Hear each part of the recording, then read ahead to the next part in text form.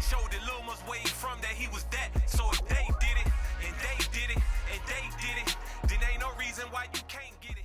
No need to play.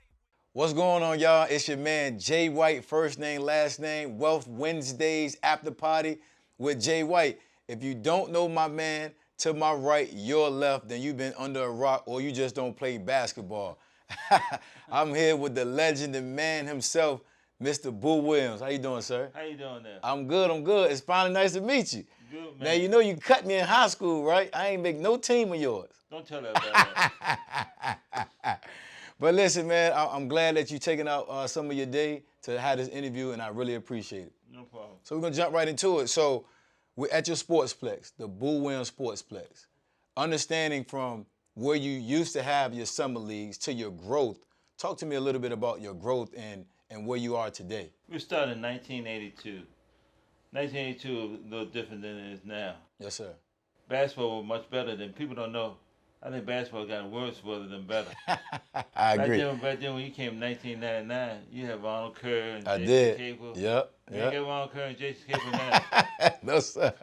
I mean, but I think we started playing outdoors. Yeah. Now you play kids outdoors, they charge you for child abuse. Yeah, I got bad knees right now from hooping on the concrete. We play outdoors, and we had a fiberglass basketball. Uh-huh. Then 2008, we built a sports facility with Okay. 8 courts. So people, when they travel to tournaments, they didn't have to travel around. They just go to one location, and then they don't have to travel around.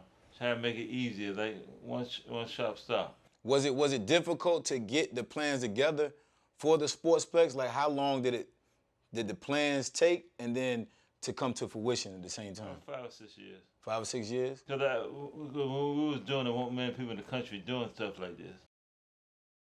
So it took about 5 or 6 years to get the sportsplex together. Did you have like a hard time getting investors or sponsors to help you out? We had to get investors. We had 7 investors. And two of my close friends, and we got 7 investors that started. Now how these buildings are getting built, they're getting built by cities. Yeah.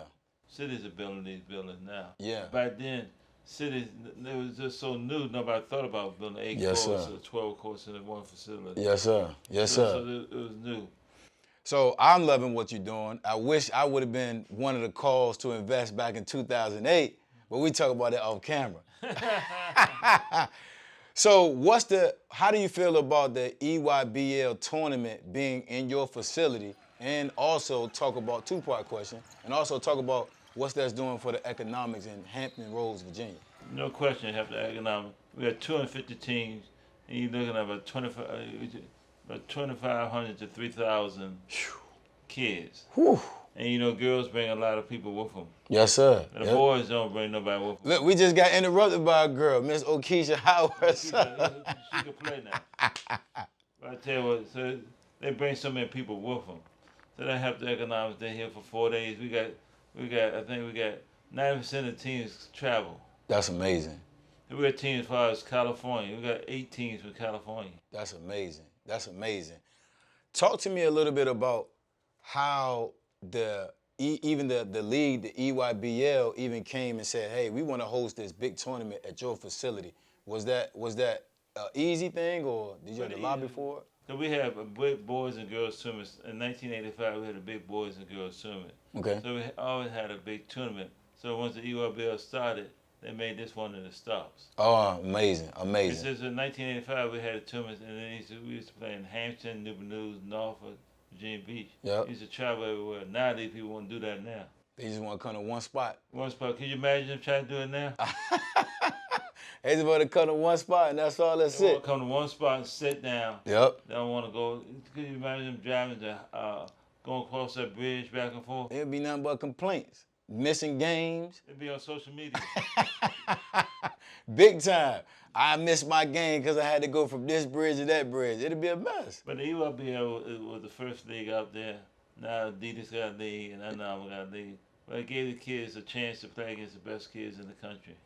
So let me ask you this, Boo, if I can call you Coach Boo. What made you want to be the focal point of basketball? Or was that even your main goal, to be the focal point of basketball in this area?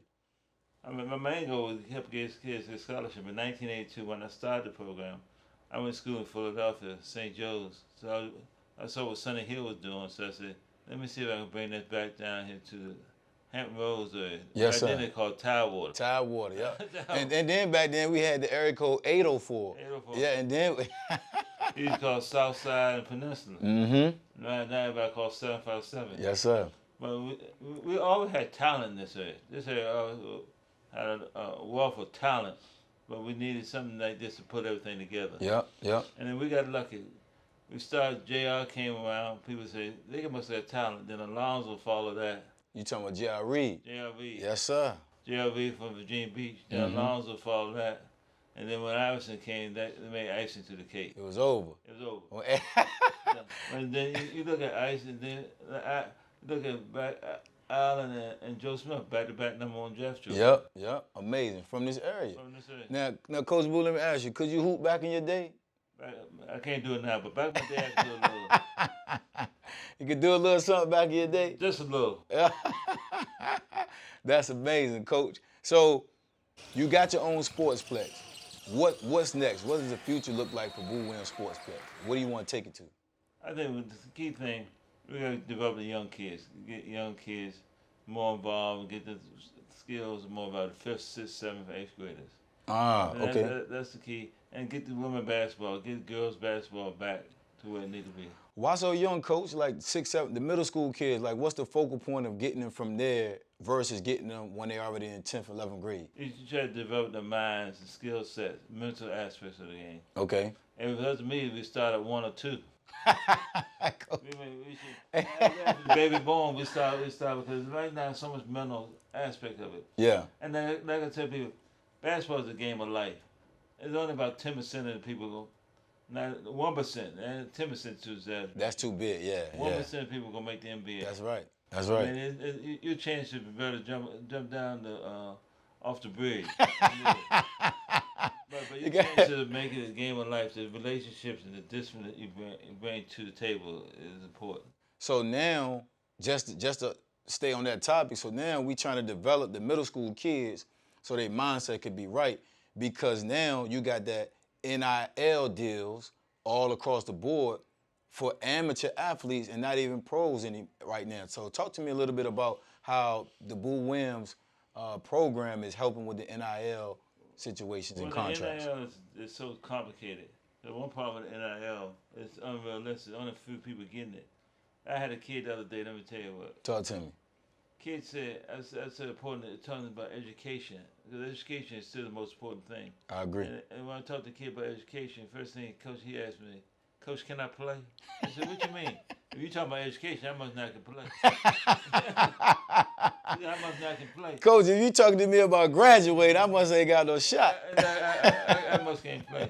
So we got to change the mindset. Because back in the, I won't say old days, back 10 years ago, and that went too far back, kids talking about going to school and getting a degree. Correct. I think we got to get back to that part. Because making that money is not, very few kids make that money. Yeah. Then if you don't know what to do with that money, you won't have the money long. What does it take for a kid that has talent for people and big companies to want to give them an NIH deal? Like, what is they even? Social media. Okay. How many followers you got?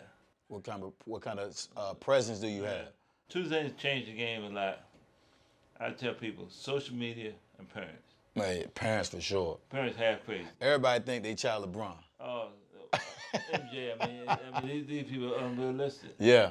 I mean, if you're not very talented, your husband won't very talented, or your wife won't very talented, how the hell you gonna be talented? Shit, that don't even add up. It don't add up. That's 2 + 2 = 16. That ain't right. That ain't good math. And I don't like to do math in public, but I'm telling you right now, that just not gonna add up. Yeah. Because everybody's looking at what the possibilities are for sports and for student athletes. So now when you put your child through a program, or you can see that little Timmy can dribble the ball without dribbling off his foot, you think he a talent. Yeah. Then he bring him to you and you tell him you got to give him the real. Yeah, and people don't understand that. Then I want to quickly go into what is 1 or 2 things that most people don't know about Coach Boo Williams. I'm a movie. I love watching movies. Like what? Like not romantic comedies. No, I'm a gangster. Okay. I love the gangster. I like the Godfather. Yeah. New Jack City. Yeah. All the Snowfall. Oh man, yeah. Harlem. I rock with Snowfall, Coach. I rock. Yeah. Ghost. Okay. Yeah. Power and all that. Power, yeah. Y'all heard it here first. Coach Boo Williams like to watch Power. Give me one more thing, Coach, real quick, because a lot of people don't know that you were one of the first African-American State Farm agents in this area. Is that right? I was the first in this area. Sheesh. What was that like? I want to touch on that real quick. Different. Back then, I guess it is, black folks back then, they won't think about hiring blacks in that type of position. Mm-hmm. And now that's changed. Now we got a lot of African Americans and ladies involved and all that stuff. Coach, you're a trailblazer in more ways than one. Again, I appreciate your time. I know you got to get ready for your game.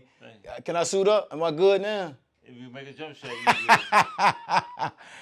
Hey, y'all, that's my time, man. Wealth Wednesdays with After Party with Jay White. Catch this episode Wednesday night at 8 p.m. Coach Boo Williams, he got his game to go to right now, and I'm going to see y'all later. Peace. Thanks a lot.